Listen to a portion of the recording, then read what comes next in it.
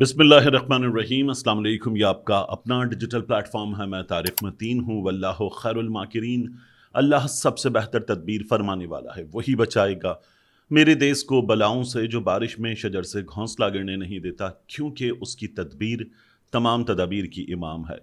आज यकुम मई है, जुमे का दिन है। मेरा आपसे आज के दिन ये पहला इंटरेक्शन बहुत आम मामला है। वो FIA अहलकार चीमा, मोहसिन चीमा, जिसकी इकरारुल हसन सैयद साहब से एयरपोर्ट पर हमने देखा था कि वो बहस नहीं कर रहा था। इकरारुल हसन साहब तो बहस कर रहे थे और उनका ये इल्ज़ाम है कि उसने उन्हें गाली दी। गाली का कहीं भी कोई भी सबूत नहीं मौजूद। और ये इकरारुल हसन साहब ने सहाफ़ियों को बिठाकर डिजिटल मीडिया से ताल्लुक़ रखने वाले दोस्तों को ये बताया कि ना मैं साबित कर सकता हूँ कि उसने गाली दी, ना वो साबित कर सकता है कि उसने गाली नहीं दी। अच्छा, जो नहीं किया वो साबित करना कैसे होता है? जो किया है उसका तो सबूत हो सकता है।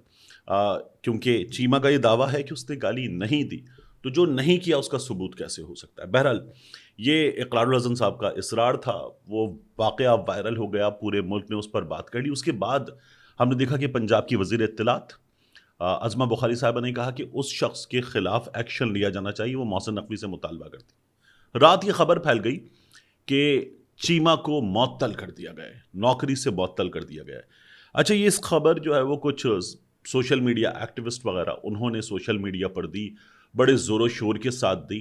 और ऐसे लोग शामिल थे क्योंकि उस शख्स को पाकिस्तान तहरीक इंसाफ के सपोर्टर्स से जोड़ा जा रहा था कि वो सपोर्ट करता है पाकिस्तान तहरीक इंसाफ को। तो फिर ये कहा गया कि उसको सज़ा मिल गई है, इस हुकूमत ने सज़ा दे दी है। और इस हुकूमत ने जैसे काम किए हैं तो ये यकीन करने के लिए भी लोगों के पास वजह थी कि कर दिया होगा। फिर इकरारुल हसन साहब भी आ गए। ये जो वीडियो आप देख रहे हैं इकरारुल हसन साहब की, वो भी आ गए और उन्होंने जिन साहब के साथ वीडियो की है कहा कि आप तो ऐनी शाहिद थे, मैंने तो एयरपोर्ट से निकलते ही एक साहब को कहा था कि इसके खिलाफ कोई एक्शन ना लिया जाए। और इकरार साहब ने ये बात की और फिर उन्होंने कहा कि मुअत्तल कर दिया गया, बहाल किया जाए वगैरह, ये उन्होंने मुतालबा किया।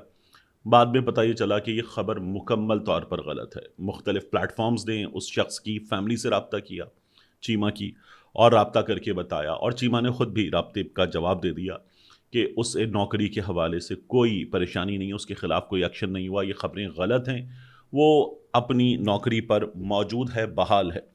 बात ये कि ये जो मुतालबा था ना गवर्नमेंट ऑफ पंजाब का भी या कुछ लोगों का कि उस शख्स को मुअत्तल किया जाए, उस शख्स को मुअत्तल क्यों किया जाए? क्या उसके ऊपर जो इल्ज़ाम है उसका कोई भी सबूत सामने आया? इकरार साहब के साथ जो लोग मौजूद थे उनमें से किसी ने कहा आकर वीडियोस पर, इकरार साहब आम लोगों की गवाही दिलवाते थे कि हाँ जी हमारे सामने गाली दी है। तो वो तो नहीं हुआ। उस शख्स का अपना बिहेवियर बड़ा मुनासिब था और इकरार साहब उस पर चढ़ाई कर रहे थे और वो इत्मीनान से जवाब दे रहा था। इकरार साहब का ये दावा भी मैं कहूँगा अच्छी बात है कि वो ये कह रहे हैं कि उसके खिलाफ एक्शन ना हो, लेकिन जो उन्होंने खुद रिएक्शन दिया वो मेरे लिए बड़ा हैरान कुन था। अब बहरहाल ये खबर आई, इसको चेक किया गया तो पता चला कि ये खबर गलत है, उसे नौकरी से मुअत्तल नहीं किया गया है।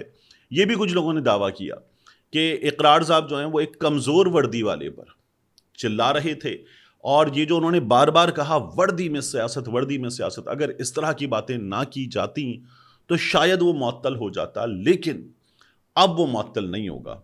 बहरहाल, अगर कोई वर्दी में गलत करेगा तो उसे सज़ा मिलनी चाहिए, मिलती नहीं है। हमारे यहाँ बार बार आइन तोड़ा गया है, मार्शल लॉ लगे हैं, मिलती नहीं है, मिलनी चाहिए, ये तो होना चाहिए। और ये कोई भी शख्स जो रूल ऑफ लॉ में बिलीव करता है वो कहेगा कि ये होना चाहिए।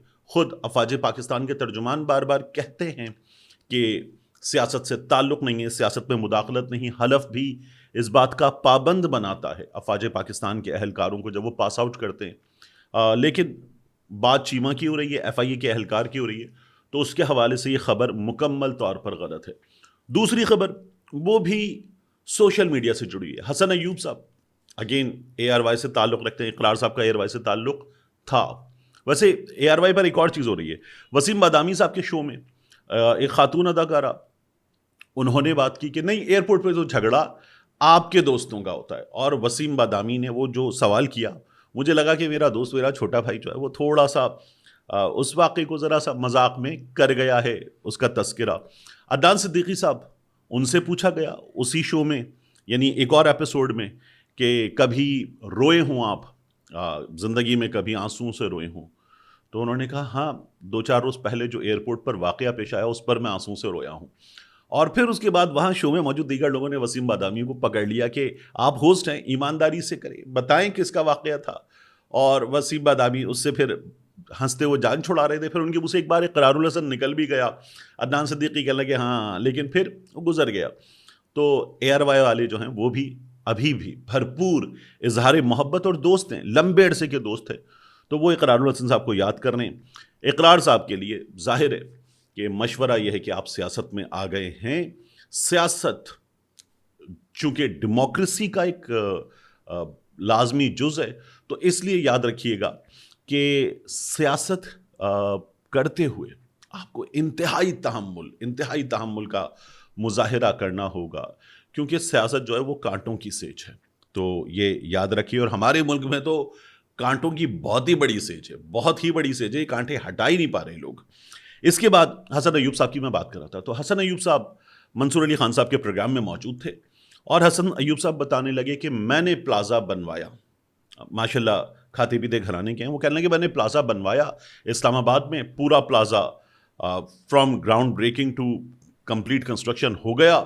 1 روپیہ میں نے رشوت کا نہیں دیا. ابھی ہمارے یہاں کچھ دن پہلے وزیر داخلہ صاحب بتا رہے تھے کہ سی ڈی اے میں جو ہے وہ رشوت چلتی ہے، 10 لاکھ روپے رشوت تو کم از کم چلتی ہے، اور سی ڈی اے کو ٹھیک کرنا مصیبت ہے. محسن نقوی صاحب کے انڈر ہے سی ڈی اے بھی، اور وہ بڑی پریشانی کا اظہار کرتے ہیں کہ سی ڈی اے ٹھیک نہیں کر پائے. تو حسن ایوب صاحب جب یہ بتا رہے تھے تو لوگوں نے بڑی حیرانی کا اظہار کیا. تو انہوں نے بتایا کہ انہوں نے عمران خان صاحب کی حکومت میں یہ کام شروع کیا تھا. تو لوگوں نے کہا پھر کریڈٹ تو دیجئے عمران خان صاحب کو کہ آپ نے ان کی حکومت میں یہ کام شروع کیا تھا اور کنسٹرکشن شروع کی، اور اس کے بعد انہوں نے کہا کمپلیٹ اس گورنمنٹ میں ہوئی ہے.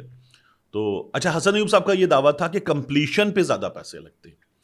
جب ہم نے کراچی کا تجربہ دیکھا ہے تو کراچی میں جیسے ہی آپ نقشہ بنواتے ہیں تو پیسے کھلانے پڑتے ہیں، پھر اس کے بعد مختلف کنیکشنز دیتے ہیں، مختلف محکمے انوالو ہوتے ہیں تو پیسے کھلانے پڑتے ہیں، اور اس کے علاوہ 10 جگہ پولیس آ جاتی ہے، مختلف محکمے آ جاتے ہیں. کیا ہو رہا ہے؟ لائیے دے دیجئے کچھ مٹھائی کے پیسے. اور مٹھائی تو عام طور پر 2,000 روپے کلو، 2,500 روپے کلو مل جاتی ہے، مہنگی والی بھی. لیکن یہ مٹھائی جو ہے یہ لاکھ روپے کے آس پاس ہوتی ہے اگر کم ہو تو بڑے ٹھیک ٹھاک پیسے کھلانے پڑتے ہیں. حسن ایوب صاحب جب یہ کہہ رہے تھے تو لوگوں نے کہا پھر اس بات کا عمران خان کو کریڈٹ دیجئے، محسن نقوی صاحب کو بتائیے کہ کیسے یہ کام کیا جاتا ہے. یہ عمران خان نے کر کے دکھایا. اچھا، ایک آپ کے سامنے اور بہت وائرل معاملہ ہے، ون کانسٹیٹیوشنل ایونیو. اب یہ جو ون کانسٹیٹیوشنل ایونیو ہے یہ اسلام آباد میں 2 ٹاورز ہیں لگژری اپارٹمنٹس کے، اور عدالت میں تنازع تھا. پہلے یہاں لگژری ہوٹل بننا تھا، گرینڈ ہائٹ بننا تھا، پھر اس کے بعد یہاں یہ لگژری اپارٹمنٹس بنا دیے گئے. ان پر تنازع چل رہا ہے. لیکن گزشتہ روز یہ ہوا کہ یہاں جو مکین ہیں ان کے پاس پہنچی پولیس، بہت بڑی تعداد میں اہلکار، اور ایک اپارٹمنٹ میں انہوں نے دروازے پر جا کر، کئی جگہوں پر دروازے کھلوا کر اندر جا کر نکلو. آج جب آپ یہ ویڈیو دیکھ رہے ہیں تو میں یہ ریکارڈ کر رہا ہوں 11:09، 12 بجے تک کا وقت دیا گیا. ممکن ہے یہ وقت تھوڑا سا بڑھا دیا جائے، 12 سے 1-2 ہو جائے، لیکن نکلو. اچھا، یہاں امیر کبیر لوگ رہتے ہیں. ہر بار یہاں حوالہ دیا جاتا ہے کہ اس بلڈنگ میں عمران خان کا بھی اپارٹمنٹ ہے. اس ملک کا سب سے ریلیونٹ آدمی، کوئی پرانی بات بھی حوالہ دے کر بتانی ہو تو عمران خان اس میں حوالے کے طور پر موجود ہوتا ہے. تو ون کانسٹیٹیوشنل ایونیو جو ہے اس بلڈنگ کو خالی کروایا جا رہا ہے. لوگ کہہ رہے ہیں یہ ایک اور نسلہ ٹاور بنے گا جو کراچی میں گرایا گیا تھا. جس قدر عالی شان وہ عمارت ہے اور جس قدر عالی شان وہ اپارٹمنٹ ہے. ندیم الحق صاحب یہ اکانومسٹ ہیں، یہ یہاں پر کرائے پر رہتے ہیں. انہوں نے بتایا کہ ہوا کیا. کہتے ہیں رات 1 بجے اچانک پولیس سے چھاپا مارا، تقریباً 50 مسلح اہلکاروں نے دروازہ کھٹکھٹایا. کوئی وارنٹ، دستاویز یا واضح وجہ نہیں دی گئی. زبردستی کہا گیا کہ آج دوپہر 12 بجے تک عمارت خالی کریں. بعد میں معلوم ہوا کہ کارروائی عدالت کے حکم پر تھی. عمارت 20 سال سے قانونی تنازع میں ہے. سی ڈی اے پر غفلت یا ممکنہ ملی بھگت کا الزام ہے. پہلے اپارٹمنٹس کی فروخت کو تسلیم کیا گیا، اب اچانک فیصلہ بدل دیا گیا ہے، اور اطلاعات کے مطابق عمارت کی ملکیت سی ڈی اے کو منتقل کی جا رہی ہے. بغیر نوٹس رات کے وقت کارروائی کو غیر قانونی اور غیر انسانی قرار دیا ندیم صاحب نے. وہ کہتے ہیں متبادل حل ہوتا ہے، جیسے ریسیورشپ ہوتی ہے، اوپن آکشن ہوتا ہے، کوئی متبادل راستہ اختیار نہیں کیا گیا. پھر وہ کہتے ہیں کہ عدلیہ پر اختیارات کے غلط استعمال اور نااہلی کا بھی اس معاملے میں الزام ہے. میڈیا نے معاملے کو کوریج نہیں دی کیونکہ کہا جا رہا ہے کہ یہ پیچھے جو ہے وہ ہائبرڈ سسٹم کے لوگ ہیں جو اس پوری ڈرائیو کو چلا رہے ہیں، اور پھر وہ کہتے ہیں کہ مجموعی طور پر وہ اسے انصاف نہیں بلکہ جائیداد پر حملہ سمجھتے ہیں، لوگوں کو سزا اس میں دی جا رہی ہے، اور یہ پورا عمل جب انجام دیا جا رہا تھا، یہی بات اسلام آباد میں جو بری امام کے مکین ہیں نا وہ کہتے ہیں کہ ہم نسلوں سے آباد ہیں، یہاں ریاست نے سڑکیں بنا کر دیں، یہاں ریاست نے سوریج کا سسٹم بنا کر دیا، پھر گیس کی لائنیں دیں، ٹیلی فون کی لائنیں دیں، بجلی کی لائنیں دیں، ان کے میٹر لگائے، سب کچھ کر کے دیا، اور اس کے بعد اچانک ریاست آ گئی کہ آپ غیر قانونی ہیں، آپ کے لیے مسمار ہوں گے گھر۔ تو وہ مکین بیچارے روتے ہیں کہ یہاں ظاہر ہے کہ یہ گھر جو ہیں، یہ اگر آپ نے کہا زمین ہمارے پاس قانونی نہیں ہے تو ہم نے اس پر بہت خرچ کیا ہے، اور دنیا بھر میں یہ ہوتا ہے کہ اس چیز کو انڈر کنسیڈریشن رکھا جاتا ہے کہ ٹھیک ہے اب ان کے لیے کچھ کیا جائے، لیکن نکلیں اب آپ کے ساتھ یہ ہوگا کہ بلڈوزر چلے گا، گھر گریں گے، اور یہ گرا دیے گئے۔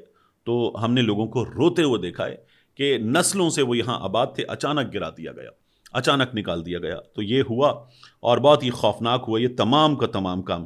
اچھا، اس کے علاوہ خیبر پختونخوا سے خبر ہے زکوٰۃ فنڈ میں بے ضابطگیوں کی، اور یہ زکوٰۃ فنڈ کی رقم کھانے والے کون ہیں؟